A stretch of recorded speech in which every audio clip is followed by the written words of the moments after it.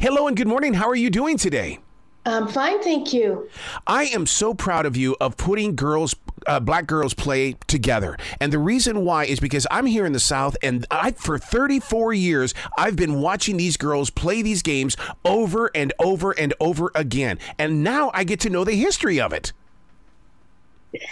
Yes, it's a beautiful thing, and we really thank ESPN for 30 for 30 for really providing this platform to kind of flip the script a little bit.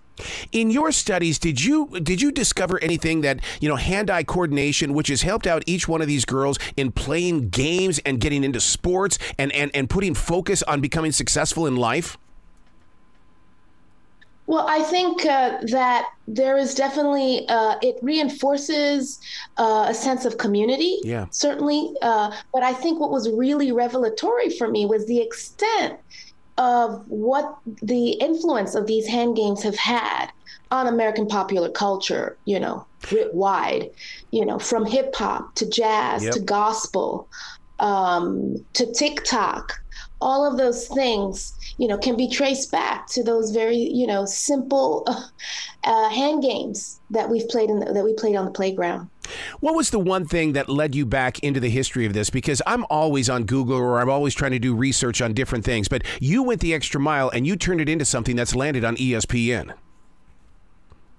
Well, I think it's mostly Kira Gaunt. She's an ethnomusicologist who wrote the book, The Games Black Girls Play, Learning the Ropes from Double Dutch to Hip Hop. Yes. And she, in her very sort of meticulous research, connects the dots for us, from West Africa, the practice that include, polyrhythmic beats, this song and dance, the innovation, the individuality, the call and response that were all retained, even when the drum was taken away. They were retained through the bodily expressions in the hand games that young Black girls played. And she connected that then to the influence in looking at how hip hop is made, how jazz is performed, and even oratory and gospel. So for me, her groundbreaking book is really at the center of the film and of these revelations for us. I'm so glad that you brought up hip hop and the connection with these games. And the reason being is because I just did a high school dance, and sure, we played a ton of hip hop, but they were doing this on the dance floor, and it goes with it so well. And I looked at my wife and I said, why do we need another line dance when they've got it already made right now? Exactly. The circle dance, the fact that even with hand games, what it preserves too is that you can go in that circle, play, innovate, people support you, you come back out, and someone else comes in. So there's a sense of community and a sense of, egalitarian, sort of like democratic expression where whatever you do, we're going to cheer you, And so that's a beautiful thing. Making it a part of this journey that you put up on ESPN, you break out into some amazing conversations with musicians, educators, and so much more. I mean, it's like you've invited the community to come in and share their story. Yes, precisely. And I think what was really also revelatory for us is when we spoke to the musicians, when we spoke to the experts, they could trace back to the very time, the influence that the hand games had on them and their choices in music and what they wanted to study or how they wanted to see things. So it was really quite fascinating. One particular story is Marveline Moore goes back to, the times of segregation, where she created a hand game to heal herself from a particular difficult experience that she had. And those hand games she shared with other friends. And it was a part of being in community and sort of revalidating herself. So they have even a healing quality, these games that we see girls play outside. It's interesting that so many girls have played these games and continue to play the games as well as invent them, like you say. But why aren't the guys participating? Because is it just a girls thing? It can't be. I don't think it's just a girls thing, but it's interesting enough when we were having conversations, or even my own personal experience, we were actually excluded from the games that boys would play, right? But they continue to play, whether it's basketball or baseball or soccer, whatever they were playing on the playground, we weren't allowed, right? And so it was a way of sort of creating a safe space with those games. And interestingly enough, and we make that point in the film, these games, whether it's basketball or others, we continue to watch them and the men continue to play it and get paid for it. You know, and yet we don't have that. I mean, we have women playing the sports, but not the hand games, don't get the same sort of love. Yeah, because I remember coming in from the outfield at Ponderosa Elementary School in Billings, Montana, and I would see the girls doing this while playing, foursquare, or while they were waiting in line to do the tetherball. And it was like, God, I want to be a part of this as well, because it was always laughter. It was always smiling. It was always about a conversation. And it's like, I want to be a part of that. Yeah.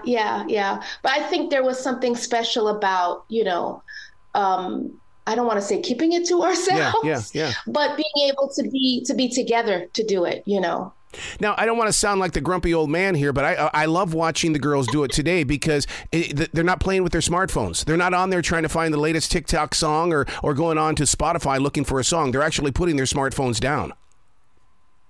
Yes, totally. Although we do find them also recording their games online. They do. I mean, we have a lot of that footage from all over the world, actually, of girls recording their own hand games and sharing it online. So somehow they still incorporate the technology. Is it a form of communication? Oh, definitely. Definitely. It's definitely a form of communication and of creating community and sort of validating each other. And, when under slavery, the drum was taken away. There are other forms of African musical expression that were forbidden. Folks found a way to keep certain practices alive just through their own bodies. And so there's something about that communication that's not verbal, but that is deep and even ancestral. Let me ask you, and I'm probably going to be weird asking this question, but I've always believed that the cup game, or the way that people move the cups, is the same thing as doing these games here, or it's spun off from it. They just brought in a cup to make just a new, different kind of instrument. I'm sure there's a link to that. But, I can't, right. I didn't do that research. I don't know, but I'm sure that there are similarities. Like I say, I think the polyrhythmic nature of these hand games, what they're retaining and how they're so spread out around the country, there's definitely an influence of all American popular culture. My wife is a school teacher, and she says that individualism is really great, but when you can team people together to do something as a united front, then therefore what we've got here is we've got a team that'll work together. Do you see that as being a great team spirit builder? Definitely. There's something about it, and you hear it with the people we speak with in the film. There's something that the community validates you. You are validated, and you feel a sense of community, and the sharing is really key. And it helps us as we get older. Where can people go to find out more about this? And more importantly, how can they participate with everything that takes place? Well, the short film is streaming right now on ESPN Plus. Yep. And so they can feel inspired by it. It's a lot of fun to watch. We've screened it with audiences who've, been moving in their seats, and it's a beautiful thing. So they'll learn something, but they're going to enjoy it too. I love it. Please come back to this show anytime in the future. The door is always going to be open for you. Oh, thank you so much. I appreciate it. You be brilliant today, okay? Will do. Thank you for having me.